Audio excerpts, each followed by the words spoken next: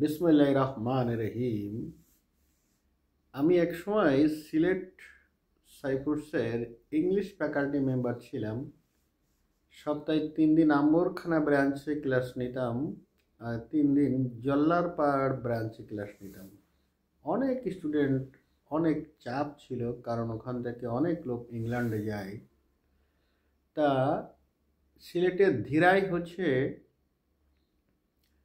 বিখ্যাত শিল্পী আব্দুল করিমের বাড়ি। তা ওনার একটা গান শুনতাম, আগে কি সুন্দর দিন কাটাইতাম আমরা, আগে কি সুন্দর দিন কাটাইতাম। গ্রামের নওজোয়ান হিন্দু মুসলমান, গ্রামের নওজোয়ান হিন্দু মুসলমান, মিলিয়া বাউলা গানের মুর্শিদি গাইতাম আমরা, মিলিয়া বাউলা গানের মুর্শিদি গাইতাম। আগে কি সুন্দর দিন কাটাইতাম আমরা, আগে কি সুন্দর দিন কাটাইতাম। আসলে এই গানের অর্থটা আমি তখন বুঝি নাই, এবং আমি যখন ক্লাস 7-এ পড়ি তখন হলো পাস্ট পারফেক্ট কন্টিনিউয়াস টেন্সে একটা ট্রান্সলেশন আমরা প্রায় করতাম, যে ইংরেজরা ভারতবর্ষে আসিবার পূর্ব পর্যন্ত এদেশবাসী সুখী ও সমৃদ্ধিতে জীবনযাপন করিয়া আসিতেছিল। The people of this country had been living in peace and happiness before the English came to India. ওই ট্রান্সলেশনের অর্থ বুঝলাম হলো, চাকরি পারো অনেক পরে।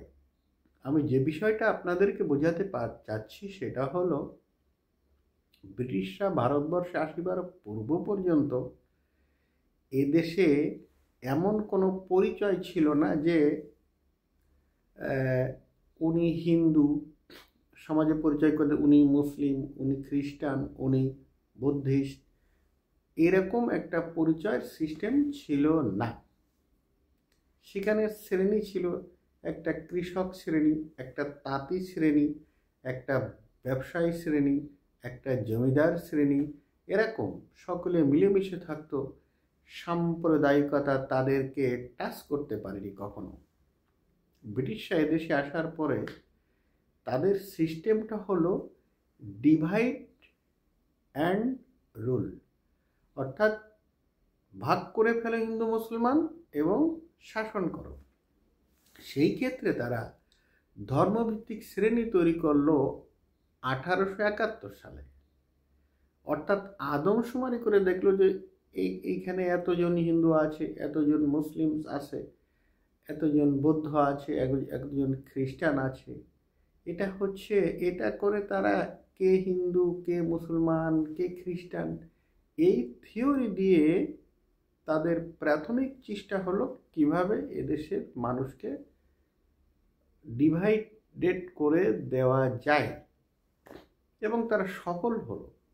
তাদের প্রথম অস্ত্র ছিল হলো সংবাদপত্র। অসাম্প্রদায়িক সুখী সমৃদ্ধিতে বসবাস করা মানুষগুলাকে সাম্প্রদায়িক করার বীজ বপন করল, এবং তারা সফল হয়ে 200 বছর এই দেশ শাসন করলো। ওই 45 সালে যুদ্ধ না হলে আরও কতদিন থাকতো সেই বিষয়টা অজানা আর কি বিষয়টা।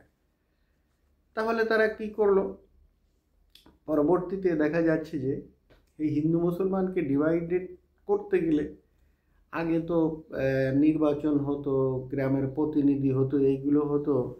তারা চিন্তা করলো যে সেপারেট ইলেক্টোরেট, হিন্দু লোকরা হিন্দু প্রতিনিধিকে ভোট দেবে, মুসলিমরা মুসলিম প্রতিনিধিকে ভোট দেবে। এখানে আপনারা জানেন 1909 সালে এই মোরালি মিন্টো রিফর্মসের মাধ্যমে এই আইনটা ওরা করলো। মানে কত বড় শয়তানি যে আপনি একটা স্কুলে নির্বাচন করবেন, তা মুসলিম ছেলেরা মুসলিমদের ভোট দেবে, হিন্দুরা হিন্দুদের ভোট দেবে। তাহলে হিন্দু মুসলিম ঐক্য হওয়ার সম্ভাবনাটা এখানে থাকে না। একজন প্রতিনিধি নির্বাচন করবে, তাকে যদি হিন্দু মুসলমান সকলে ভোট দেয়, তাহলে হিন্দুরা মুসলিমের বাড়ি ভোট চাবে, মুসলিমরা হিন্দুদের বাড়ি ভোট চাবে, তাদের মধ্যে কমিউনিকেশন তৈরি হবে এবং এই যৌথ উদ্যোগে ব্রিটিশরা এই দেশ থেকে বিতাড়িত হবে, এরকম বিদ্রোহ সৃষ্টি হতে পারে। সেই জন্য তারা এই আইনগুলো সুন্দরভাবে তৈরি করল। আমাদের দেশে যারা রাষ্ট্র পরিচালনা করেন বা করেছেন বা করবেন, তাদের জ্ঞাতার্থে আমরা বলি, আমাদের নির্দিষ্ট বইয়ের বাইরে আমাদের কমপক্ষে ইফতিরউদ্দিন মোহাম্মদ বখতিয়ার খলজি থেকে বা খিলজি বলা হয় অনেক ক্ষেত্রে, মুঘল সম্রাট থেকে ব্রিটিশ থেকে পাকিস্তান, বাংলাদেশ, এই পর্যন্ত আপনাদের একটু A to Z পড়াশুনো করতে হবে 2-4-6 মাস ধরে। না হলে আমরা বর্তমান সমাজ ব্যবস্থায় ব্রিটিশ দালালি গোলামি থেকে আমাদের বেরোতে অনেকটা কষ্ট হবে। এখান থেকে আমাদের এই সাম্প্রদায়িকতাটা শুরু হলো।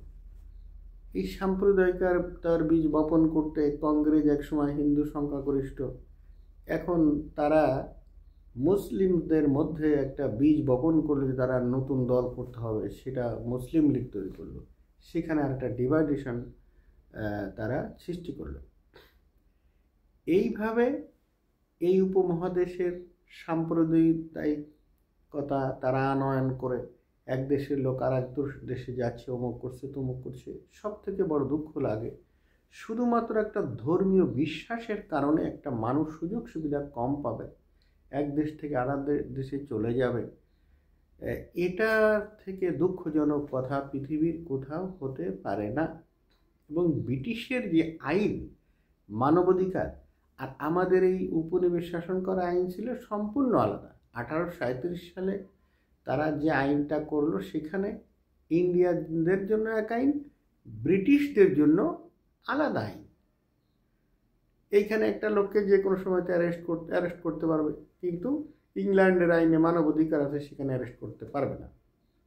এখানে সেনা শাসক যে কোনো সময় যে কোনো অ্যাকশান নিতে পারবে, করতে পারবে, বাস ওখানে ওইটা পারবে না। এই আইনটা ওই আইনটা সম্পূর্ণ আলাদা।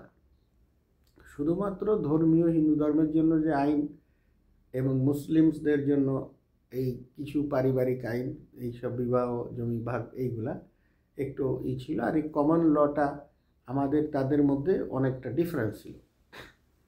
এই ক্ষেত্রে আমরা দেখেছি যে আমাদের এই দেশে এই ব্রিটিশ যে সাম্প্রদায়িকতার বীজ বপন করেছে, তার ফলশ্রুতিতে ইন্ডোপাক সাবকন্টিনেন্টাল পিপুলগুলা, তাদের মধ্যে এই বিভাজন সৃষ্টি হয়েছে। তারা যে কেস কারবারগুলো সৃষ্টি করেছে, তাহলে তারা হিন্দু মুসলিম দ্বন্দ্ব সৃষ্টি করেই কিন্তু ক্ষান্ত হয় নাই। হিন্দু মুসলিম যে রায়টগুলো হয়েছে, তার আমরা যে পরীক্ষা নিরীক্ষা করে দেখছি,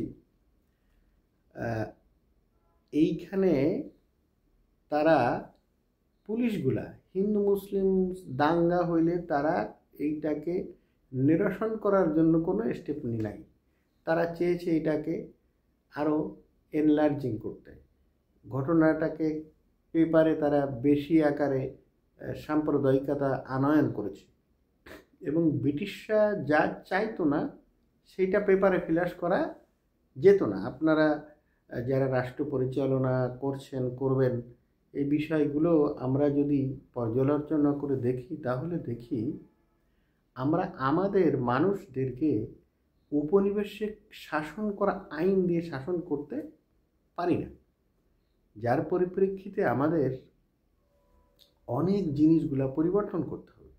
একে তো হিন্দু মুসলিম দ্বন্দ্ব সৃষ্টি করে তারা তাদের মধ্যে কেওয়াজে থাকলো, দেখা যাচ্ছে যে যার ফলে ব্রিটিশদের এই অন্যায় অবিচার বিরুদ্ধে রুখে দাঁড়াতে না পারে, পরবর্তীতে যে আইনগুলো সৃষ্টি করলো, আপনারা দেখুন একটা খুনের আইন, খুন হচ্ছে, কিন্তু ওই দুইজনের এই খুনের বিচার করাতে দুটো পরিবারই শেষ হচ্ছে।